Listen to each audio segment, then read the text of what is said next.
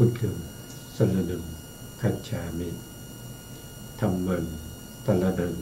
คัจฉามิสังฆังสรณังคัจฉามิกราบนมัสการพระเถระพระสังฆาธิการพระเถรานุเถระสวัสดีท่านผู้ฟังและผู้ชมทุกท่านกลับมาพบกับผมอาจารย์ประเสริฐในรายการ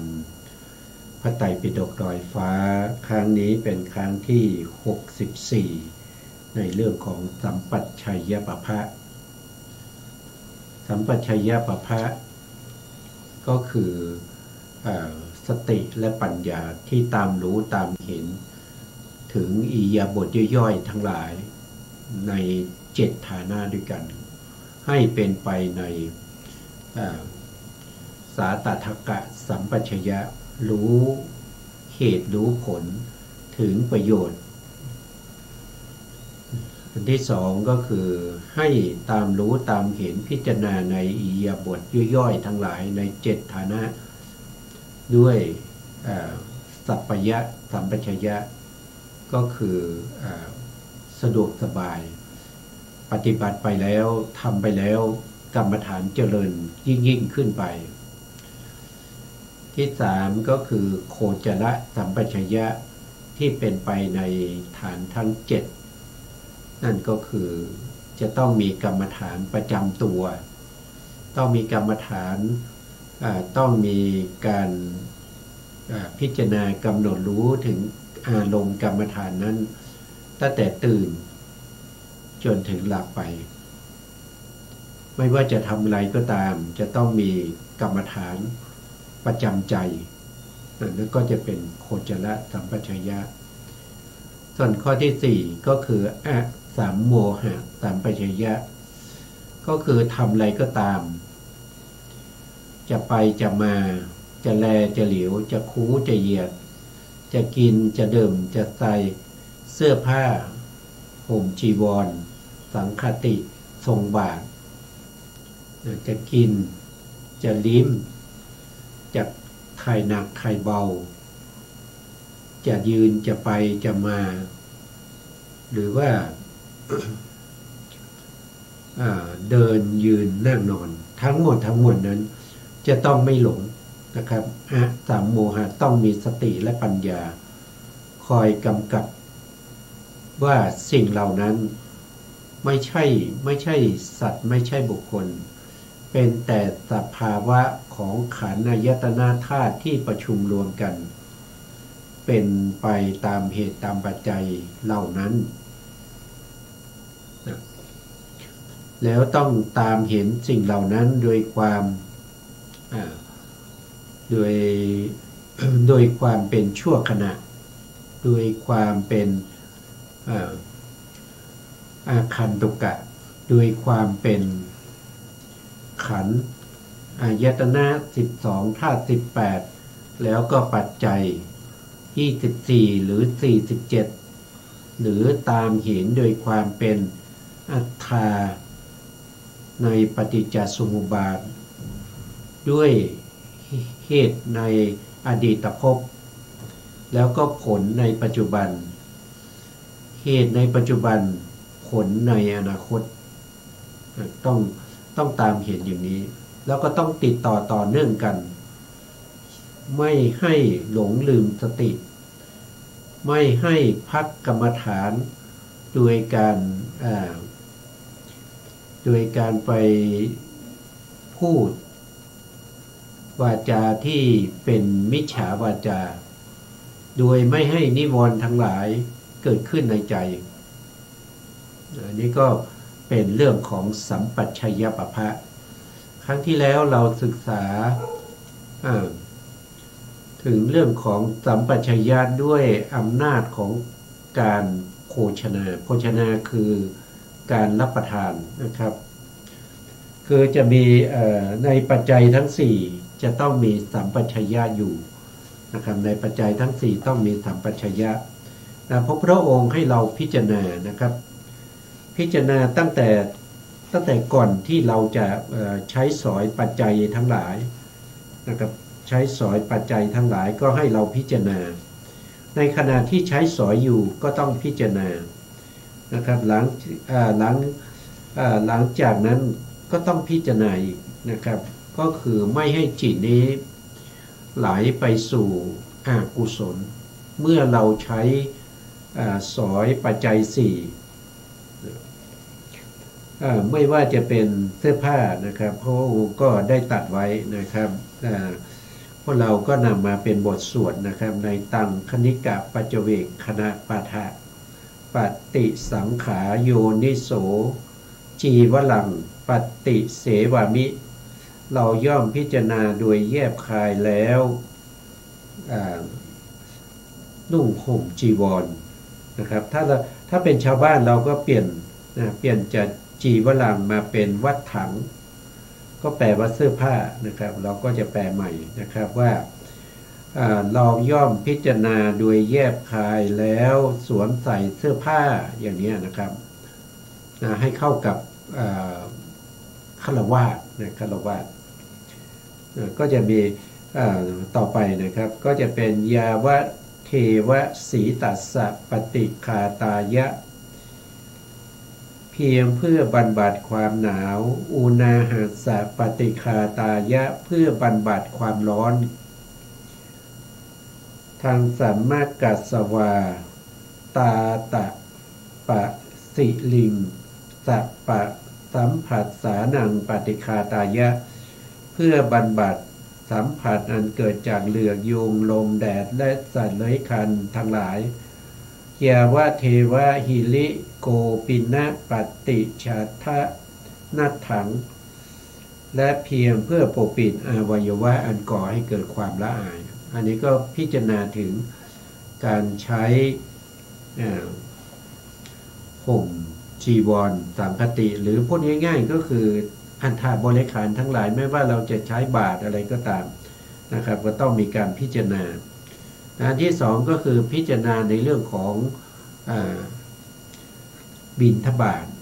บิณฑบาตหรืออาหารนะครับก็จะพระองค์ก็ได้แสดงไว้แล้วนะครับก็จะเป็นการพิจารณาในเรื่องของบิณฑบาตปฏิสังขาโยนิโสปิณฑปาตังปฏิเสวามิ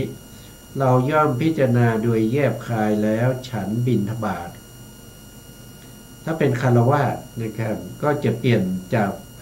ปิณฑปาตังมาเป็นอาหารหลังอาหารหลังปฏิสังขาโยนิโสอาหารหลังปฏิเสวามิเราย่อมพิจารณาโดยแยบคายแล้วบริโภคอาหารอย่างนี้นะครับก็เปลี่ยนไปนะนวาทะนวะทะวายะ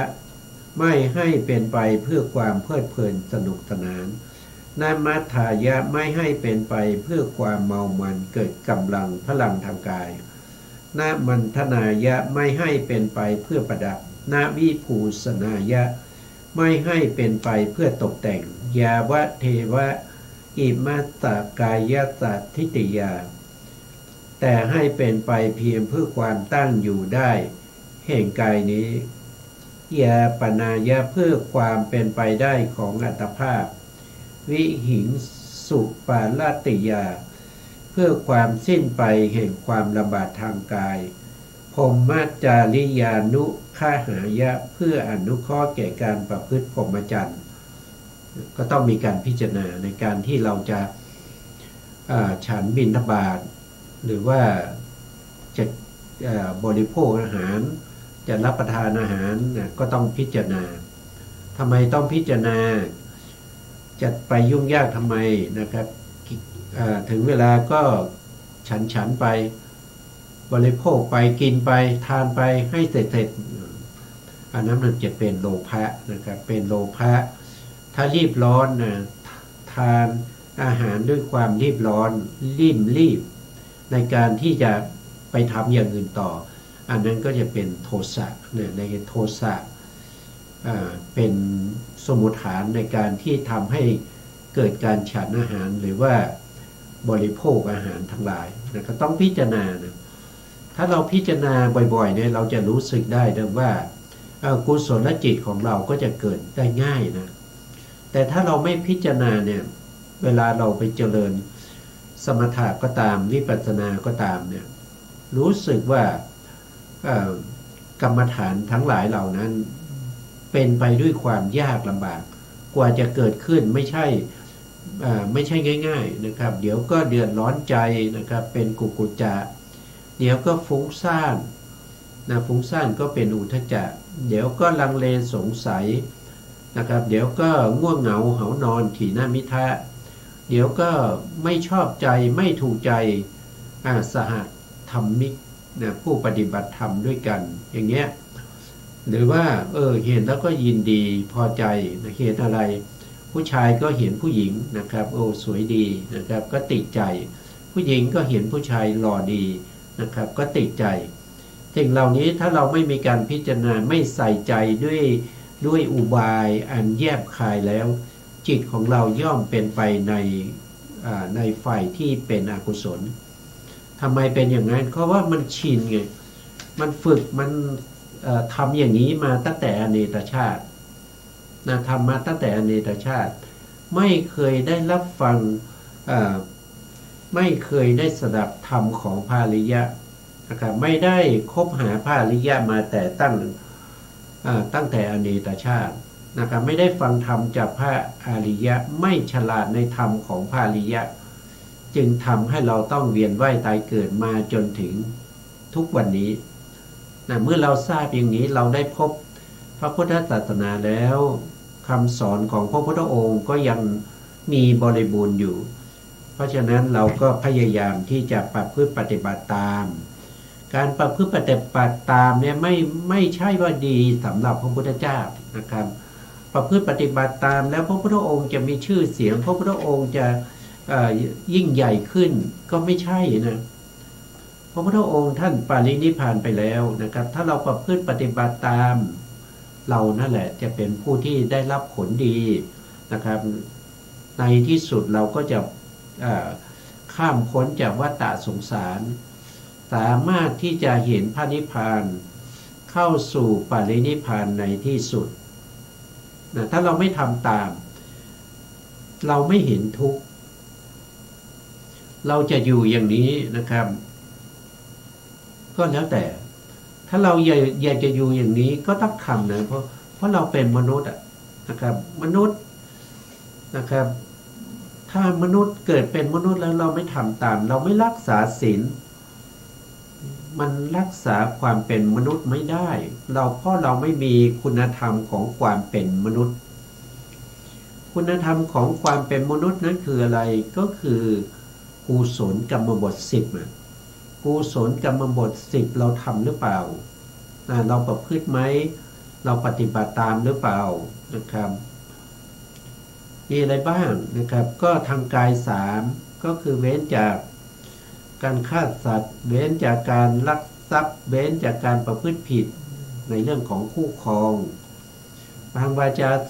4นะครับก็มีเว้นจากการกล่าวคำเท็จเว้นจากการกล่าวคำสอดเสียดยุยงให้เขาแตกกันเว้นจากการกล่าวคำหยาบคายทั้งหลายเว้นจากคำเพ้อเจ้อไร้สาระเดรัจฉานวิชาทั้งหมดทั้งมวลนั้นไม่ควรพูดแล้วก็ทางใจอีก3อย่าง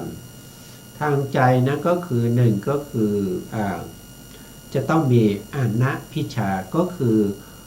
ไม่เพ่งเล็งอยากได้ของคนอื่นมาเป็นของตน2ก็คือพยาบาทก็ไม่มีความพยาบาทคิดปองร้ายนะครับใดๆทั้งสิ้นนะครับแล้วก็จะต้องเป็นผู้ที่มีเขาเรียกว่าเป็นวิหิงสาก็คือไม่คิดเบียดเบียนสัตว์ทั้งหลายนะถ้าเราสามารถที่จะรักษากุศลกรรมบทเหล่านี้เราก็รักษาความเป็นมนุษย์เอาไว้ได้ไม่ต้องไปเกิดในอบายแต่ถ้าเรารักษากุศลกรรมบทไม่ได้ เราก็ต้องไปเกิดในอบายสมควรแก่ภพภูมิอบายภูมิสี่สมควรแก่บุคคลที่ไม่มีบุคคลที่มีเขาเรียกว่าเป็นกุศลกรรมบทประจำใจนะครับก็ไปนรกแน่นอนนี่เป็นคำสอนที่พระพุทธองค์ได้แสดงไว้ด้วยอะไรด้วยความกรุณาของพระพุทธเจ้านะพระพุทธเจ้าตรัสรู้แล้วพระพุทธองค์ไม่ต้องสอนก็ได้นะไม่ต้องสอนก็ได้จะต้องไปสอนให้เหนื่อยทำไมนะครับคนว่ายากก็มีนะครับคนไม่สนใจก็มีแต่พระพุทธองค์ต้องทำหน้าที่เพราะพระมหากรุณากระตุ้นเตือนให้พระพุทธองค์ต้องทำต้องสรรหาคำสอนที่เหมาะสมกับอุปนิสัยอัธยาศัยของบุคคลทั้งหลายจะทำยังไงเนาะจะได้ให้เขาปฏิบัติได้ง่ายๆจะทำยังไงเนาะจะให้เขาเนี่ยได้ดื่มรสอมตะธรรมจะทำยังไงเนาะให้เขาเนี่ยได้เข้าถึงพระนิพพานอันไม่ต้องแก่ไม่ต้องเจ็บไม่ต้องตายอีกต่อไปก็ด้วยพระมหากรุณาธิคุณจึงมีพระธรรมคำสั่งสอนมากมายถึง 84,000 พระธรรมขันธ์ตลอด45 พรรษาพระพุทธองค์ไม่ได้พักผ่อนอย่างเต็มที่มีแต่การที่จะเที่ยวสั่งสอนคนนั้นคนนี้ให้เข้าถึงความเป็นพระอริยบุคคลทำไปทำไมก็เพราะว่ามีพระมหากรุณาธิคุณไม่ทำได้ไหมโอ้ถ้าพระพุทธองค์ไม่อยากทำนะครับไม่ทำก็ได้นะครับใครล่ะจะมาตำหนิพระพุทธองค์ใครล่ะจะมาบอกว่าคุณต้องทำนะคุณต้องไม่ทำนะไม่มีนะครับแต่ด้วยพระมหากรุณาของพระสัมมาสัมพุทธเจ้าจึงได้กระทำทุกสิ่งทุกอย่างก็เพื่อให้เวนยสัตว์ทั้งหลายสามารถที่จะปิดประตูอบายนะครับแล้วก็มุ่งหน้าสู่พระนิพพานทุกๆคนแต่จะช่วยเหลือสัตว์ทั้งหลายให้ไปสู่พระนิพพานได้สัตว์นั้นจะต้องมีทุนมาก่อนทุนนั้นก็คืออะไรก็คือต้องสร้างบารมีมาก่อนผู้ที่สร้างบารมีมายาวนานแต่ถ้าไม่มีคำสอนของพระพุทธเจ้าก็ไม่สามารถที่จะตรัสรู้ได้เพราะเราไม่ได้สร้างบารมีเพื่อความเป็นพระพุทธเจ้าเราสร้างบารมีเพื่อความหลุดพ้นเฉพาะตัวนี่ก็เป็นเรื่องที่พระพุทธองค์ต้องทนทุกข์ทรมานเวียนว่ายทนทุกข์ทรมานเวียนว่ายตายเกิดอยู่ในวัฏฏะสงสารยาวนานในการสร้างบารมีได้มรดกมาแล้วเพื่อจะมอบให้แก่พวกเราทั้งหลายแล้วพวกเราทั้งหลายไม่รับมรดกนั้นแล้วจะว่ายังไงนะครับก็จะต้องไปเกิดในอบายอยู่เป็นอัธยาศัย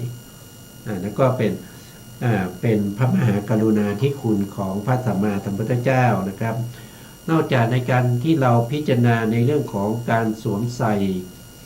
การห่มจีวรทั้งหลายการทรงบาตรทั้งหลาย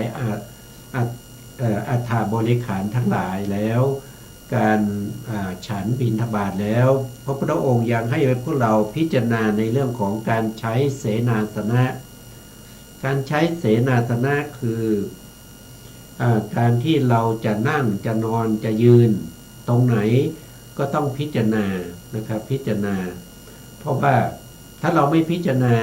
อกุศลก็จะเกิดขึ้นในใจ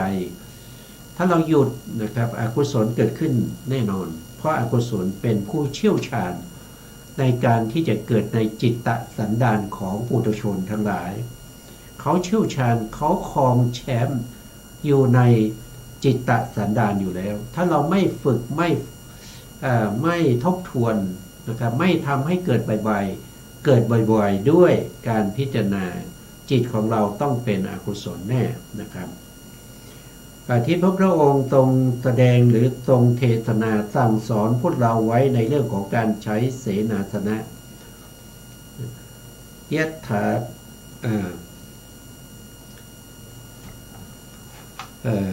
สักครู่นะครับนะตรงนี้ข้ามไปเลยนะครับก็การใช้เสนาสนะนะครับปฏิสังขาโยนิโตเสนาสนังปฏิเสวามิเราย่อมพิจารณาโดยแยบคายแล้วใช้สอยเสนาสนะยาวะเทวะสีตัสสะปฏิคาตายะเพื่อบรรบัดความหนาวนะครับเราอยู่ในบ้านอยู่ในห้องก็เพื่อป้องกันความหนาวอุณหัสสะปฏิคาตายะเพื่อบรรบัดความร้อนดังสมักกะสวาตะปะสิลิงสัปปะสัมผัสสานังปฏิคาตายะเพื่อบรรบัดสัมผัสอันเกิดจากเหลือกยุงลมแดดและสัตว์เลื้อยคลานทั้งหลายยาวะเทวะอุตุปาลิสยะวิโนทนังปฏิสลานาลามัตถังเพียงเพื่อบรรเทาอันตรายอันพึงจะมีจากดินฟ้าอากาศและเพื่อความเป็นผู้ยินดีอยู่ได้ในที่หลีกเล้นสำหรับภาวนาอันนี้ข้อนี้ก็สำคัญนะครับการที่เราอยู่ในห้องไม่ใช่ว่าเอาแต่นอนนะครับเอาแต่นอนเอาแต่หลับเอาแต่เล่นมือถือนะครับต้องมุ่งหน้าในเรื่องของการหลีกเล้นสำหรับภาวนาเจริญสมถกรรมฐานวิปัสสนากรรมฐานอยู่ในห้องแต่เพียงผู้เดียวมันสงบดีนะครับหลีกเล้นจากการคุกคีทั้งหลายนะครับนอกจากนั้นยังต้องพิจารณาในเรื่องของการใช้ยาคิลนะเภสัชปฏิสังขาโยนิโสคิลนะปัจจยเภสัชชาปาลิขาลังปฏิเสวามิเราย่อมพิจารณาโดยแยบคายแล้วบริโภคเภสัชบริขารอันเกื้อกูลแก่คนไข้เยวะเทวะอุปันนานังเว ยาพาธิกานังเวทนานังปฏิคาตายะเพื่อบรรบัดทุกขเวทนาบังเกิดขึ้นแล้วมีอาพาธต่างๆเป็นมูลอาพยาปัชชาปาละมะตายาติเพื่อความเป็นผู้ไม่มีโรคเบียดเบียนเป็นอย่างยิ่งดังนี้นี่ก็คือเราต้องพิจารณาก่อนที่เราจะใช้หรือในขณะที่เราใช้เราก็ต้องพิจารณาต้องใส่ใจใหม่ๆอาจจะยุ่งยากหน่อยนะครับเวลาพิจารณาแต่ถ้าเราทำไปนะครับจนในที่สุดเนี่ยก็เคยชินมันก็จะสะดวกสบายพอเราใช้อะไรใช้สอยอะไรเราก็พิจารณาทันทีนะครับใช้ไปเพื่ออะไรเพื่อประโยชน์อะไรถ้าไม่พิจารณาอกุศลก็จะเข้าอีกนะครับนอกจากนั้นถ้าเราเผลอแล้วไม่ได้พิจารณาพระพุทธองค์ก็ตรัสไว้ว่าถ้าไม่ได้พิจารณาก็ให้พิจารณาก่อนนอนนะครับเรียกว่าเป็นอติตปัจเจเวกขณะปาฐะก็จะยกตัวอย่าง1ตัวอย่างนะครับท่านก็บอกว่าในการพิจารณาในเรื่องของ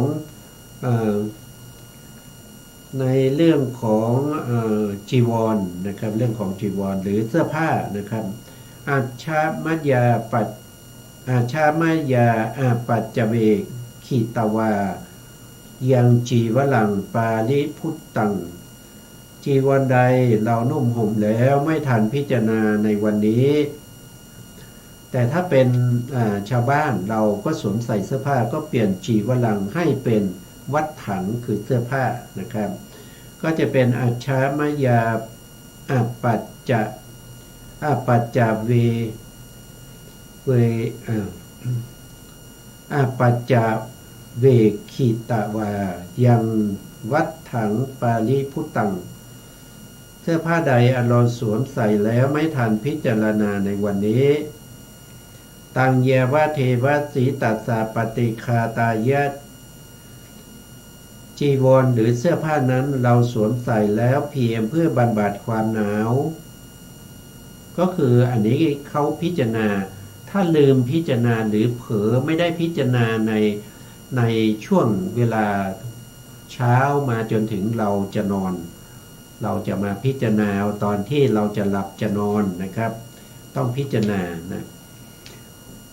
อูหัสสะปฏิคาตายะเพื่อบรรบัดความร้อนทางสามกัสสวาตาตปะสิลิงตปะสัมผัสสานังปฏิคาตายะเพื่อบรรบัดสัมผัสอันเกิดจากเหลือกยุงลมแดดและสัตว์ไร้ครรภ์ทั้งหลายยาวาเทวาหิริโกปินะปฏิชาทะนัตถังและเพียงเพื่อปกปิดอวัยวะอันก่อให้เกิดความละอายอันนี้คือพิจารณาก่อนหลับก่อนนอนนะครับถ้าเราไม่ทำนะถ้าเป็นพระภิกษุเนี่ยพระพุทธองค์ปรับอาบัตินะเช้ามาไม่พิจารณาในขณะที่เราใช้เราดื่มเรากินอะไรไม่พิจารณาตอนเย็นก็ไม่พิจารณาพระพุทธองค์ปรับอาบัตินะครับเพราะฉะนั้นถ้ามีอาบัติติดตัวนะครับก็จะเป็นเหมือนกับคนไม่มีหัวนะครับคนไม่มีหัวไม่มีเสียรไม่มีศีรษะนะครับไปไหนมาไหนก็มีแต่โทษมีแต่ภัยนะครับมุ่งหน้าสู่อบายอย่างเดียวนะครับถ้าเราโปรงอาบัติได้เราหลังจากโปรงอาบัติแล้วก็ต้องใส่ใจนะครับไม่ให้มีข้อผิดพลาดเหล่านี้เกิดขึ้นอีกนะต่อไปนะครับท่านบอกว่าไม่มีใครนะครับที่เป็นอัตตาที่อยู่ภายในเป็นตัวที่มากินเวลาเราฉันใช่ไหมเวลาเราฉันเรากินอาหารเนี่ยไม่มีอัตตาที่อยู่ในภายในเราเนี่ยเป็นผู้กินเป็นผู้ฉันนะครับมีแต่การรับบาตรธรรมดาก็คือรับบาตรเกิดจากอะไรก็เกิดจากวายโยธาตุเกิดจากจิตแผ่วายโยธาตุไปให้เกิดการเคลื่อนไหวของมือที่จะไปอุ้มบาตรนะครับที่จะหย่อนมือลงไปในบาตรเพื่อจะตักอาหารมากินนะครับมาฉันนะโดยการแผ่ขยายแห่งวายโยธาตุที่เกิดจากกิริยาของจิตมีประการดังที่เราได้ศึกษามาแล้วนะ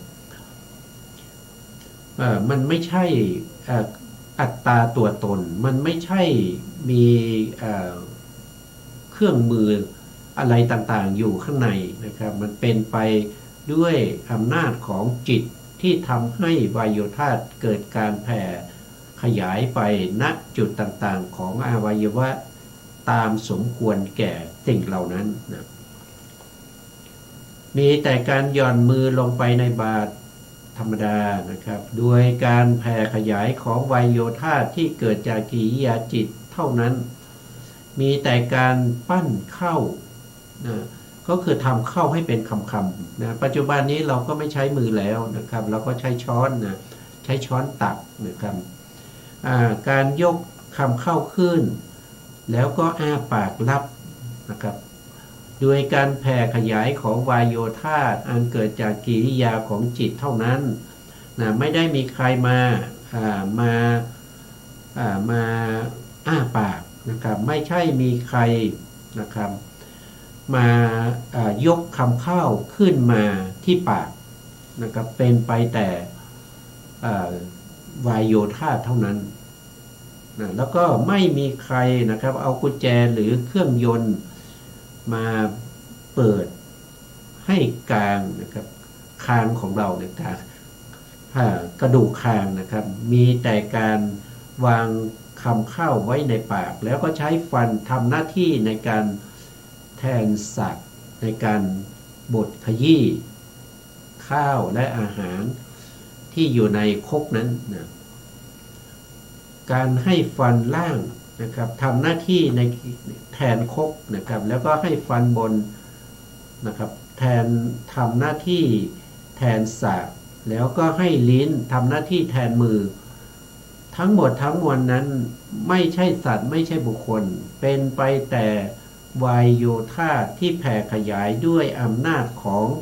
กิริยาจิตเท่านั้นให้เห็นเป็นอย่างนั้น ให้เห็นเป็นอย่างนั้นนะครับไม่ใช่เห็นว่าเรากำลังกินเรากำลังฉันด้วยเหตุอย่างนี้นะครับน้ำลายเล็กน้อยที่ปลายลิ้นในบรรดาปลายและโคนนั้นนะครับน้ำลายจำนวนมากที่โคนลิ้นก็จะคลุกเคล้ากับคำข้าวคำข้าวนั้นก็จะพลิกไปมาเหมือนกับใช้มือโดยมีลิ้นนะลิ้นในคกคือฟันนะครับคกคือฟันกรามล่างนะเปียกชุ่มไปด้วยเสมหะน้ำลายนะเสลดนะครับบดละเอียดด้วยสากคือฟันกรามบนนะเกิดขึ้นชื่อว่าใครๆจะเอาช้อนหรือเอาทัพพีสอดเข้าไปแล้วก็ทำการตักนะครับทำการตักทำการพลิกให้ฟันบดขยี้ไม่มีเลยนะไม่มีอย่างนั้นนะเป็นแต่ว่าวายโยธาเท่านั้นเองคำเข้าที่เข้าไปใครชื่อว่าจะยั้งทำให้เป็นเหมือนดังสุมกองไฟก็คือท่านพูดถึงตอนนี้ท่านพูดถึงในเรื่องของการที่เราเคี้ยวๆแล้วเราลืนเข้าไปแล้วมันก็จะมีไฟย่อยอาหารไฟย่อยอาหารที่เราเรียกว่าเป็นปัจจกเตโชนะครับที่อยู่ในกระเพาะอาหารทำหน้าที่ในการย่อยอาหารนะครับสูงกองไฟไว้ไม่มีแต่จะวางไว้ด้วยอำนาจของวายโยธาเท่านั้นที่วางไว้ใครๆก็ชื่อว่าจะตั้งเตาติดไฟต้มให้เปื่อยไม่มีนะครับมีแต่เปื่อยไปด้วยเตโชธาตุคือธาตุไฟที่อยู่ในกระเพาะเท่านั้นนะที่เปื่อยแล้วใครๆก็จะเอาไม้หรือเอาไม้เท้าเขี่ยออกไปข้างนอกก็ไม่มีมันเป็นอำนาจของวายโยธาที่นำออกไปด้วยเหตุอย่างนี้นะวายโยธาที่นำคำเข้าไปด้วยนำออกไปด้วยให้หยุดอยู่ด้วยให้พลิกไปพลิกมานะครับด้วยให้หย่อนไปให้นำไปก็คือกากนะครับออกไปนะปัทวีถ้าทรงไว้ด้วยให้พลิกไปด้วยให้ย่อยไปด้วยอาโปให้เกาะกลุ่มไว้ด้วยรักษาไว้ให้สดอยู่ด้วยเตโชธาตุย่อมทำคำเข้าที่เข้าไปข้างในแล้วอากาศธาตุเป็นช่องทางวิญญาณธาตุคำนึงถึงโดยอาศัยการประกอบกันโดยธาตุนั้นการกระทำทั้งหมดทั้งมวลที่กล่าวมานั้นนะครับเป็นสัมโมหะสัมปัชยะในอาสัมโมหะปภะโดยพิจารณาที่เป็นไปนะครับตามที่ได้อธิบายมาแล้วตามที่ได้อธิบายมาแล้วต่อไปท่านก็จะพูดถึงในเรื่องของปฏิกูล10อย่างที่เกี่ยวกับเรื่องของการแสวงหานะครับการแสวงหาอาหารอย่างนี้ไปบิณฑบาตหรือว่าไปที่ไหนมาไหนนะโคจรนะครับโคจรนะปฏิกูล10อย่างมีอะไรบ้างนะครับหนึ่งก็คือนะครับก็คือพโยคาวจรทราบอาสัมโมหะสัมปชัญญะในสัมปชัญญะประภาสนี้โดยการพิจารณาถึงความเป็นปฏิกูล10อย่าง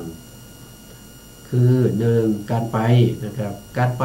เราก็ต้องเห็นว่ามันเป็นการไปเนี่ยเวลาเราไปบิณฑบาตเราก็ต้องถอดรองเท้าใช่ไหมครับเราก็ต้องไปด้วยเท้าเปล่านะครับไปด้วยเท้าเปล่าเวลาเดินไปเนี่ยก็จะมีมูลสุนัขเกยนะครับหรือว่ามูลสุกรมูลไก่นะครับโดยเฉพาะในหน้า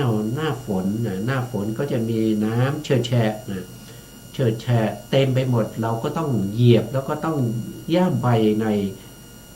ความสกปรกความเป็นปฏิกูลเหล่านั้นนี่คือการไป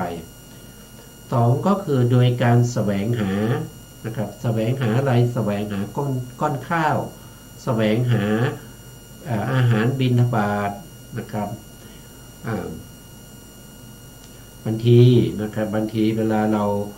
าไปรับบาตรนะครับบางท่านก็ใส่บาตรด้วยความไม่ระมัดระวังในสมัยพุทธกาลนะครับ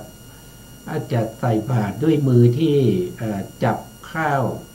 ด้วยมือที่ไม่ได้ล้างให้สะอาดนะครับแล้วก็จับทัพพีจับข้าวจับแกงใส่เข้าไปในบาตรนะครับอันนั้นก็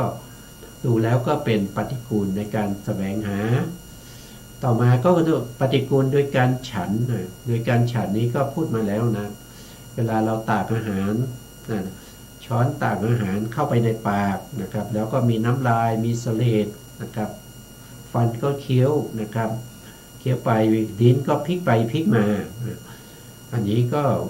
พิจารณาถึงในขณะที่ฉันว่ามันเป็นปฏิกูลนะมันคลุกเคล้าไปด้วยน้ำลายกับเสลดนะบางทีก็มีเสมหะนะแล้วก็โดย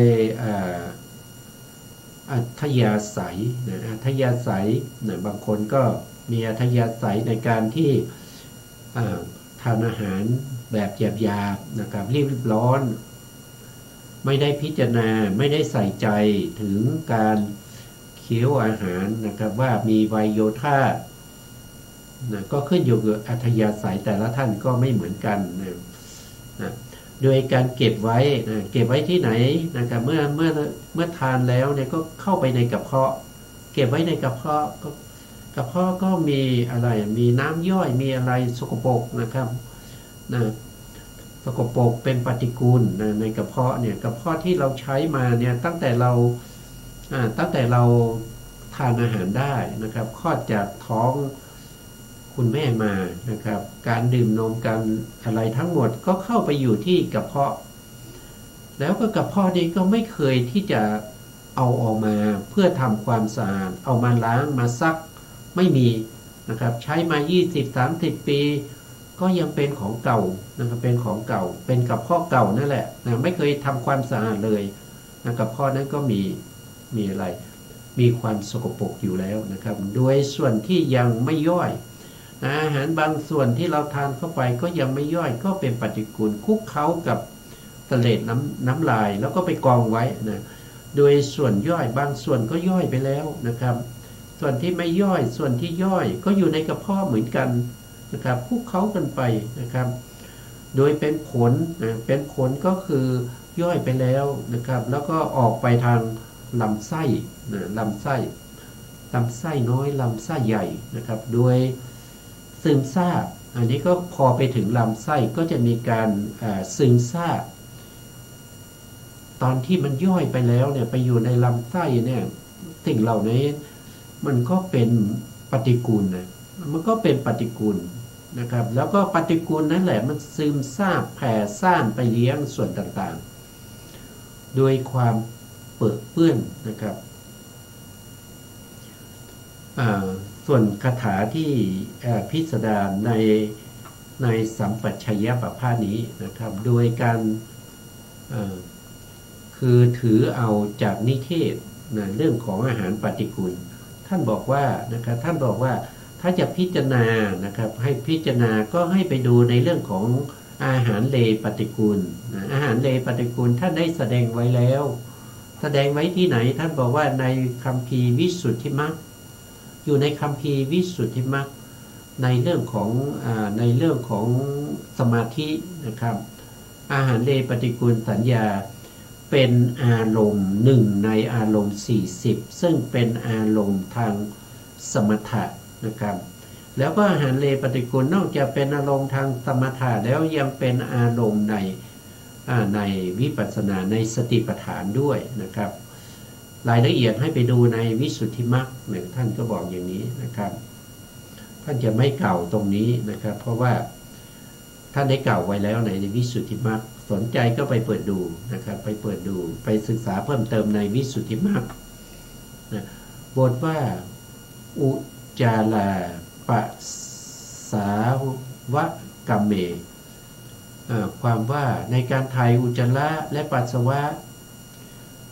ถึงเวลาเมื่อถึงเวลาที่จะถ่ายนะครับเมื่อถ่ายอุจจาระปัสสาวะเหงื่อไหลออกทั่วร่างกายก็คือเวลาถ่ายก็ถ่ายไปด้วยการพิจารณาถึงปฏิกูลนะครับว่าอุจจาระก็เ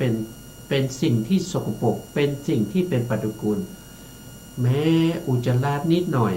มันก็จะมีกลิ่นเหม็นนะครับปัสสาวะก็เลอะเทอะมันก็มีกลิ่นเหมือนกันนะไม่ว่าจะเป็นกลิ่นไม่ว่าจะเป็นสีสันวรรณะเป็นกลิ่นหรือนะครับหรือเป็นอย่างอื่นทั้งหมดทั้งมวลเนี่ยนะครับมันก็เป็นปฏิกูลเหมือนกันตกอยู่ที่ไหนโดยรูปร่างสันฐานโดยสีสันวรรณะทั้งหมดนั้นเป็นปฏิกูลเหงื่อก็ไหลออกจากร่างกายนะครับเวลาที่อากาศร้อนๆเนี่ยเหงื่อก็จะไหลออกจากร่างกายเหงื่อนั้นก็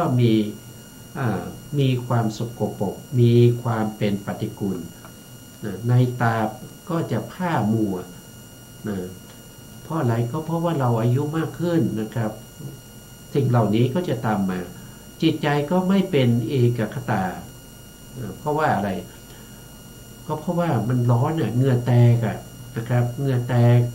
นะครับเวลาถ่ายก็ลำบากนะครับท้องผูกนะครับหรือว่าท้องเดินปัสสาวะบ่อยไอ้พวกนี้มันเป็นเหตุเป็นปัจจัยให้จิตเราไม่ตั้งมั่นนะครับเวลานั่งสมาธิได้ไม่ถึงชั่วโมงนะครับก็ไปเข้าห้องน้ำท้องเสียนะครับเดี๋ยวนั่งไปอีก5 นาที10 นาทีอ้าวปัสสาวะอีกแล้วนะครับแล้วจิตมันจะเป็นเอกคตาได้ยังไงนะครับเอกคตาก็ไม่เกิดนะและโรคอื่นๆนะครับโรคอื่นๆก็จะเกิดโรคอื่นๆนะครับที่เกี่ยวกับปัสสาวะก็ต่อมลูกหมากโตอย่างนี้นะครับที่เกี่ยวกับการขับถ่ายนั่นก็คือดินสีดวงดินสีดวงก็จะเกิดขึ้นเนี่ยมันก็เป็นปัญหาหมดเลยนะครับเป็นปัญหาเป็นสิ่งที่ไม่นำมาซึ่งสมนัตนำมาซึ่งโทมนัสนำมาซึ่งทุกขทุกข์ทุกขทุกข์แต่เมื่อไทยแล้วสิ่งทั้งหมดนั้นก็ไม่มีเพราะฉะนั้นข้อความที่เป็นคำอธิบายคำนั้นนะว่าอุจจาระปัสสาวะเนี่ยนะครับผู้ศึกษาพึงทำความเข้าใจในเรื่องของสาตถากะสัมปชัญญะด้วยอำนาจแห่งเนื้อความนั้นก็คือหมายถึงว่าการถ่ายอุจจาระปัสสาวะนี่มันมีทั้งที่เป็นประโยชน์นะครับถ้าเราไม่ถ่ายเนี่ยมันก็จะมีปัญหาใช่ไหมครับถ้าเราทานเข้าไปอย่างเดียวมันไม่ถ่ายมันก็จะเป็นปัญหามันก็จะเกิดโรคภัยไข้เจ็บอยู่ประโยชน์ของการถ่ายอุจจาระปัสสาวะมันก็มีนะครับเมื่อเราไม่ทานไม่ได้นะการที่เราทานอาหารก็เพื่ออะไรนะครับก็เราศึกษาไปแล้วในเรื่องของการพิจารณาโดยแยบคายแล้วจึงบริโภคบิณฑบาตนะครับบริโภคอาหารเพื่อไม่ให้เป็นไปเพื่อการสนุกสนานไม่ให้เป็นไปเพื่อความเมามันไม่ให้เป็นไปเพื่อการตกแต่งไม่ให้เป็นไปเพื่ออะไรทั้งหลายแต่ให้เป็นไปแต่เพียงความตั้งอยู่ได้แห่งกายนี้การจะตั้งอยู่ได้แห่งกายนี้ก็ต้องอาศัยอาหารก็ต้องอาศัยอาหารนะครับรูปเรามีรูปไหมมีนะครับรูปประขันของเรานะครับจะเกิดด้วยเหตุ5 ประการถ้าเราไม่ทำเหตุ5 ประการนี้รูปมันก็จะไม่เกิดนะครับ5 ประการคืออะไร1ก็คือเรามีอวิชชานะครับเป็นเหตุให้เกิดรูปเรามีอวิชชาเรามีตัณหาแล้วเรามีทำกรรมมีกรรมอวิชชาตัณหากรรมแล้วก็อาหารนะครับแล้วก็ลักษณะการเกิดขึ้นของรูปนั้นเราเรียกว่าเป็นนิพพติอาการการเกิดขึ้นอุบัติขึ้นของรูปเหล่านั้นนะครับรูปจะเกิดได้ด้วยเหตุ5 ประการ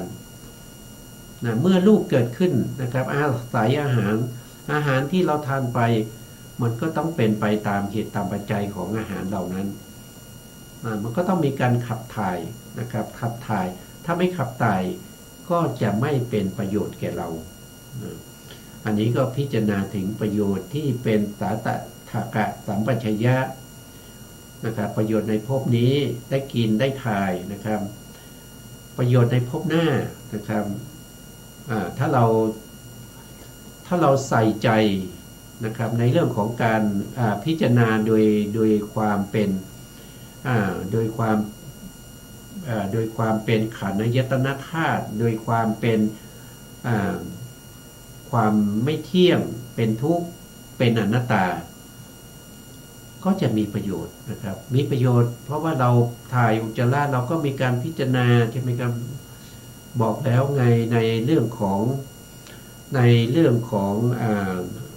สัมปชัญญะที่เป็นไปในฐานทั้ง7เนี่ยการถ่ายอุจจาระปัสสาวะก็ต้องใส่ใจโดยฐานของสัมปชัญญะทั้ง4พิจารณาถึงประโยชน์และก็ไม่ใช่ประโยชน์นะครับพิจารณาถึง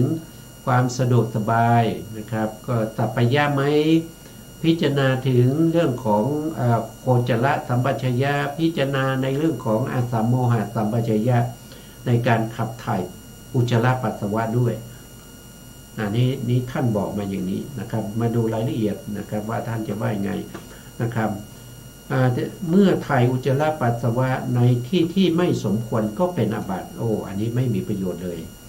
นะครับไม่สมควรคือยังไงก็ไปถ่ายลงไปในน้ำอย่างเงี้ยลงไปบนของเขียวอย่างเงี้ยไม่เข้าไปปัสสาวะในห้องน้ำนะครับไปปัสสาวะที่ต้นไม้อย่างเงี้ยนะครับหันหน้าเข้าต้นไม้แล้วก็ถ่ายปัสสาวะหรือว่าหันหลังนะเข้าไปในป่าแล้วก็นั่งถ่ายอุจจาระอย่างเงี้ยมันเป็นอาบัตินะท่านบอกว่าไม่ดีนะครับเมื่อเป็นอาบัติก็ต้องศีลไม่บริสุทธิ์นะครับก็ต้องมีการปรงอาบัติอีกนะครับถ้าหาภิกษุปรงอาบัติไม่ได้อาบัติก็จะติดตัวนะครับบางทีอยู่ในป่าผู้เดียวเนี่ยไม่มีภิกษุนะครับก็ปรงอาบัติไม่ได้นะจะเสื่อมยศนะเสื่อมยศเกียรตินะครับจะเป็นอันตรายแก่ชีวิตแต่เมื่อถ่ายด้วยความเหมาะสมสิ่งเหล่านั้นทั้งหมดก็จะไม่มีก็คืออันตรายทั้งหมดก็จะไม่มีนะครับถ้าถ่ายถูกต้องในห้องน้ำนะในห้องน้ำหรือในที่เขาจัดไว้ให้นะเพราะฉะนั้นการถ่ายในที่เหมาะสมจึงเป็นสัพพยะในการถ่ายอุจจาระปัสสาวะเหล่านั้นนี้ก็เป็นท่านให้เราใช้ความระมัดระวังต้องมีการพิจารณาต้องมีโยนิโสมนสิการนะพิจารณาโดยแยกคายในการที่จะถ่ายในการที่จะกินการกินนั้นเป็นเหตุให้เกิดการถ่ายนะครับเพราะฉะนั้นก็ต้องพิจารณาให้ดีนะครับด้วยอำนาจแห่งสัพพยะนั้นส่วนโคจรสัพพยะโคจรสัมปชัญญะนะครับพึงทราบด้วยอำนาจของ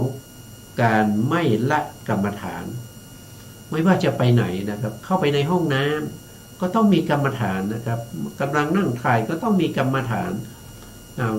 ท่านบอกว่าไม่ให้ละกรรมฐานนั้นไม่มีใครชื่อว่าเป็นอัตตาอันนี้ปฏิเสธอัตตานะครับอยู่ภายในการถ่ายอุจจาระปัสสาวะนี้ก็ไม่มันมีแต่การถ่ายอุจจาระปัสสาวะมันไม่ใช่สัตว์ไม่ใช่บุคคลไม่ใช่อัตตาตัวตนเพราะการขยายการแผ่ขยายของวายโยธาเท่านั้นที่ทำให้เกิดการถ่ายอุจจาระปัสสาวะด้วยอำนาจของกิริยาจิตการถ่ายอุจจาระปัสสาวะที่ขังอยู่ในไส้เก่าในไส้แก่นะครับและกระเพาะปัสสาวะถูกกำลังของลมภายในการขับถ่ายใช้ลมนะวายโยธานะครับบีบรัดนะครับลำไส้ให้เกิดการขับถ่ายออกมานะครับหรือบีบกระเพาะปัสสาวะให้ปัสสาวะนะครับให้น้ำไหลออกมาก็จะออกมาเองนะโดยไม่อยากให้ออกเลยเหมือนอย่างฝีแก่แล้วนะ หนองก็จะไหลออกนะถึงแม้ไม่อยากจะให้ออกนะครับมันก็จะออกนะครับเพราะว่าอย่างยกตัวอย่างเช่นฝีมันแก่แล้วมันก็ต้องแตกนะมันก็หนังหนองและเลือดนะครับที่ปะปนกันก็อาจจะไหลออกมานะโดยไม่ยากนะครับไม่ยากท่านบอกไม่ยากก็คือมันถึงเวลามันออกเองนะครับไม่ต้องไปบังคับนะเพราะฝีแตกนะครับเหมือนกับฝีมันแตกนะครับและเหมือนกับน้ำไหลออกจากภาชนะใส่น้ำนะอันนี้ก็เป็นข้อพิจารณาที่เราจะต้องพิจารณาในเรื่องของการขับถ่ายอุจจาระปัสสาวะนะครับพิจารณาโดยความไม่ใช่สัตว์ไม่ใช่บุคคลไม่ใช่ตัวตนนี่ก็คือปฏิเสธอัตตาแล้วก็พิจารณาว่าการที่ถ่ายออกมาได้เนี่ยก็เพราะว่าการแผ่ขยายของวายโยธาอันเกิดจากกิริยาของจิตนะครับบีบรัดกระเพาะนะครับบีบรัดลำไส้ให้เกิดการถ่ายออกมานะด้วยอำนาจของวายโยธานะครับก็คือธาตุลมที่อยู่ในลำไส้นะครับแล้วก็ธาตุลมที่อยู่ในช่องท้องนะครับช่วยกันนะครับช่วยกันในการที่ทำให้เกิดการถ่ายก็อุจจาระปัสสาวะนี้ที่ถ่ายออกไปแล้วนะครับอุจจาระปัสสาวะนี้ก็นั้นก็ไม่ใช่อัตตานะไม่ใช่อัตตาของภิกษุนะภิกษุต้องพิจารณาอย่างนี้นะครับถึงแม้อยู่ในกระเพาะอยู่ในลำไส้นะครับมันก็ไม่ใช่อัตตามันถ่ายออกมาแล้วมันก็ไม่ใช่อัตตานะมันเป็นแต่อะไรมันเป็นแต่สิ่งปฏิกูลนะครับที่ถ่ายออกมานะครับจะไม่มีเลยนะครับของผู้อื่นก็ไม่มีจะมีก็แต่การขับถ่ายของร่างกายเท่านั้นของใครก็เหมือนกันนะครับของใครก็เหมือนกันของเราของเพื่อนเรานะครับผู้หญิงจะสวยงามแค่ไหนผู้ชายจะหล่อแค่ไหนก็ต้องถ่ายอย่างนี้เหมือนกันนะครับต้องมีการถ่ายต้องมีการกินต้องมีการถ่ายต้องมีการบีบรัดลำไส้กระเพาะต่างๆนะครับถึงเวลามันก็จะออกมาเองเหมือนอะไรหรือนะท่านบอกนะท่านก็ตั้งปัญหานะครับเหมือนน้ำที่เหมือนน้ำที่เหมือนเทน้ำเก่าทิ้งออกจากหม้อน้ำนะหม้อน้ำนั้นก็ไม่มีน้ำเลยนะครับก็คือเวลาเทออกแล้วก็ไม่มีนะครับสิ่งอื่นก็ไม่มีนะครับคงมีแต่การปฏิบัติการอย่างเดียวฉันใดผู้ศึกษาพึงเข้าใจในเรื่องของสัมโมหะสัมปชัญญะสัมปชัญญะนี้นี่ก็คือการที่เราต้องใส่ใจแล้วก็เราก็ต้องพิจารณานะครับไม่ใช่ว่าถ่ายก็ถ่ายไปกินก็กินไปนะครับไม่ยุ่งยากทำไมนะครับไม่พิจารณามันทำไมนะครับก็ทำไปให้มันเสร็จนะเสร็จแล้วก็จะได้ไปเล่นนะเสร็จแล้วก็จะได้ไปลงสนามเล่นมือถือนะครับพูดคุยกับเพื่อนนะครับเหมือนถ้าอย่างนั้นเนี่ยก็ไม่ใช่ชาวพุทธนะไม่ใช่ชาวพุทธเป็นผู้ที่ปฏิบัติตรงข้ามกับคำสอนของพระพุทธเจ้าเมื่อเราไม่ปฏิบัติตามคำสั่งสอนของพระพุทธเจ้าเราจะเป็นชาวพุทธได้ยังไงเราจะเป็นสาวกของพระพุทธเจ้าได้ยังไงมันเป็นไปไม่ได้นะครับมันต้องปฏิบัติตามคำสอนของพระพุทธเจ้านะครับวันนี้เวลาหมดแล้วนะครับสุดท้ายนี้ขอกราบขอบพระคุณพระครูสมุทรวิสุวัฒน์วรกิจโจผู้อำนวยการสถานีวิทยุเพื่อการศึกษาพระพุทธศาสนาและวัฒนธรรม FM 104.5 เมกะเฮิรตซ์วัดฝายหินจังหวัดเชียงใหม่และขอกราบขอบคุณพระครูปริยัติยานุศาสตร์ขอบคุณท่านผู้ฟังและผู้ชมทุกท่านนะครับที่ให้เกียรติติดตามรับฟังในรายการพระไตรปิฎกลอยฟ้าวันนี้เวลาหมดแล้วพบกันใหม่